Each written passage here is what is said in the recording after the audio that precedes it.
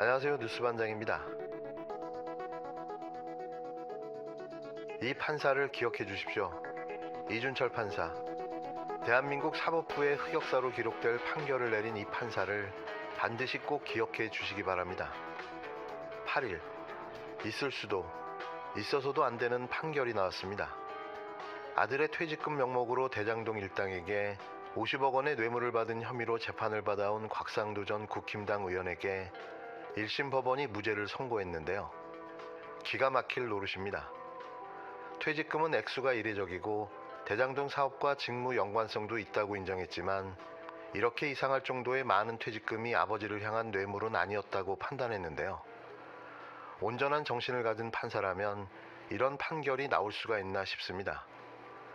이미 이 50억 원은 대가성 뇌물이었다는 증거와 증언들이 넘쳐나고 있음에도 이러한 판결을 내린 건데요. 한패가 아니고서는 쉽게 이해할 수 없는 판결이었습니다. 모자라는 분들이 자 50개가 몇 개냐 서울대 최재경, 박영수, 박상도, 김신아, 홍성근, 정순이. 그러면 이게 현재 30억이지. 플러스 임창근 씨고 강항구 뭐? 5억씩입니까? 50억. 이거 잘못됩니다.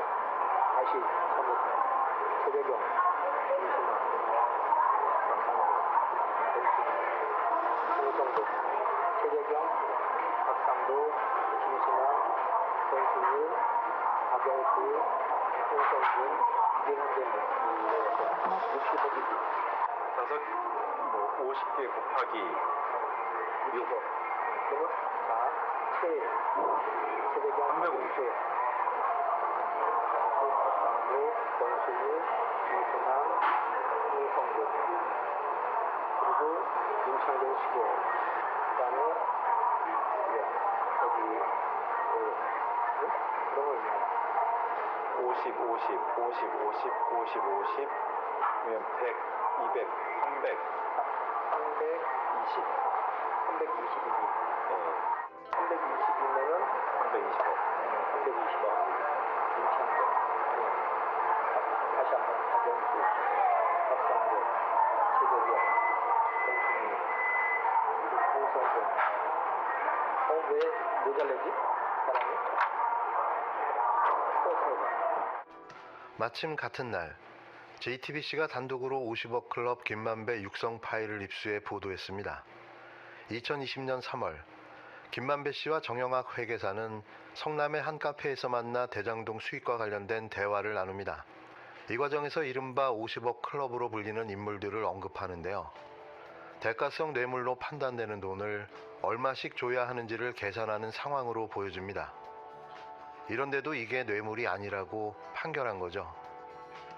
지난 2020년 4월 정영학 녹취록에 등장하는 곽상도 아들 곽병채, 화천대유 대주주 김만배 씨는 병채 아버지가 돈을 달라고 그런다.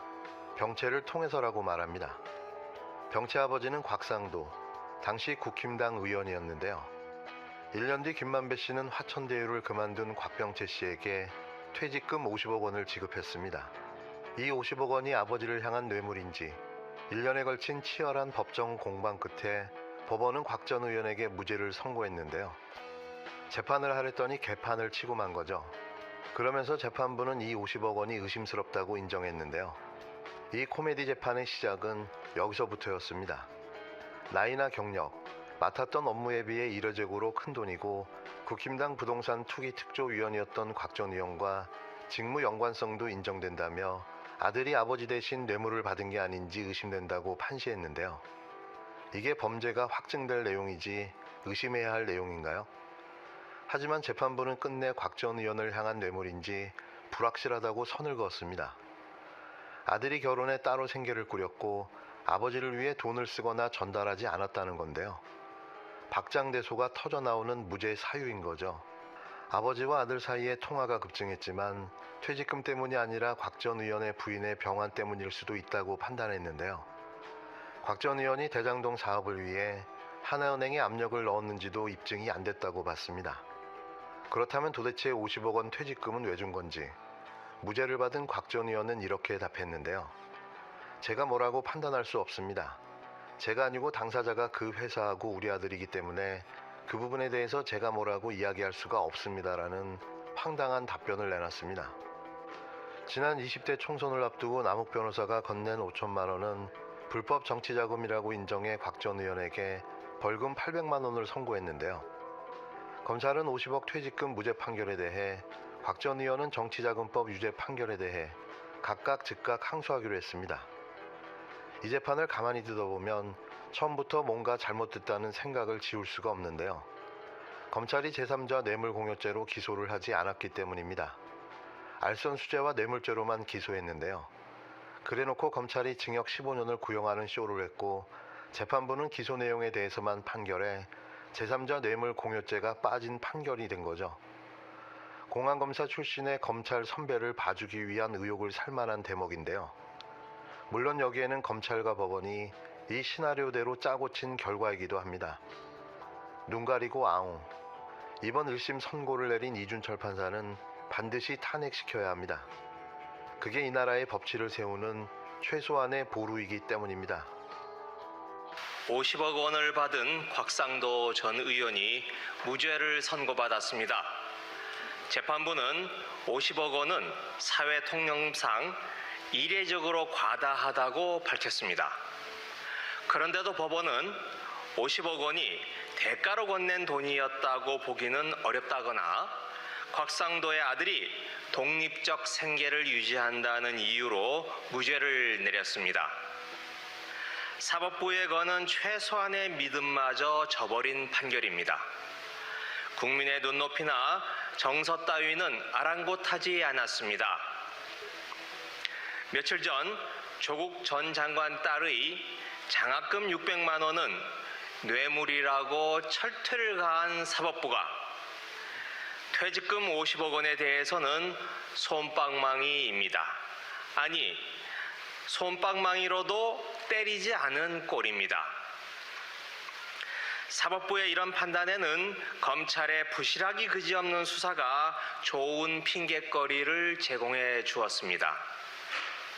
당초 검찰은 이른바 50억 클럽의 박영수 전 특검 등에 대해 구체적인 진술을 확보해 놓고도 수사를 전혀 하지 않았습니다. 이 클럽의 전체적인 그림을 보여주지 못한 것입니다. 하나은행에 힘을 써준 혐의에 대해서도 수박 겉핥기였습니다. 애초부터 봐주기로 작정한 것이나 매 한 가지입니다.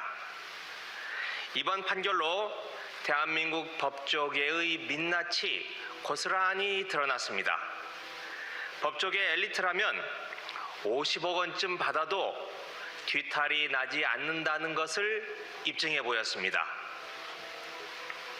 불멸의 신선가족입니다.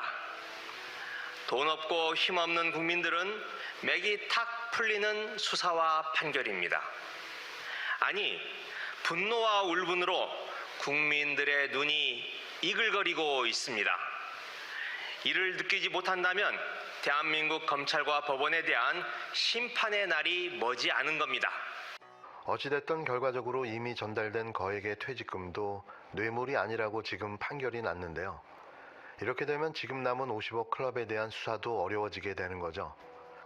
결과적으로 왜 50억이라는 거액을 줬는지 상식적인 질문에 검찰도 법원도 답을 못한 셈인데요. 그냥 봐주기 사법쇼를 벌인 겁니다. 앞으로 재판도 수사에도 영향이 불가피해 보이는데요. 재판부는 정영학 녹취록의 대화가 실제 이루어진 점은 다 인정했지만 신빙성은 낮게 봤습니다. 일당들과 비용을 두고 다툰 뒤에 김만배 씨가 50억 원을 여러 명에게 줘야 한다고 구체적으로 말하기 시작했다는 건데요. 즉 자기 몫을 키우려는 의도가 있었다고 의심하면서 김만배 씨 진술의 신빙성이 낮다고 못 박았습니다. 이 논리대로라면 다른 50억 클럽 언급도 신빙성이 낮아지게 되는데요.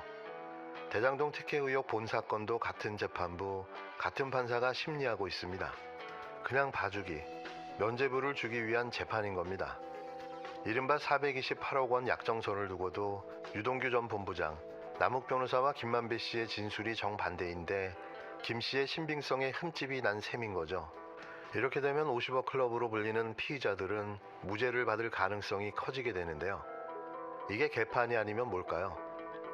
윤석열 검찰 독재 공화국에서 가능한 일인 거죠.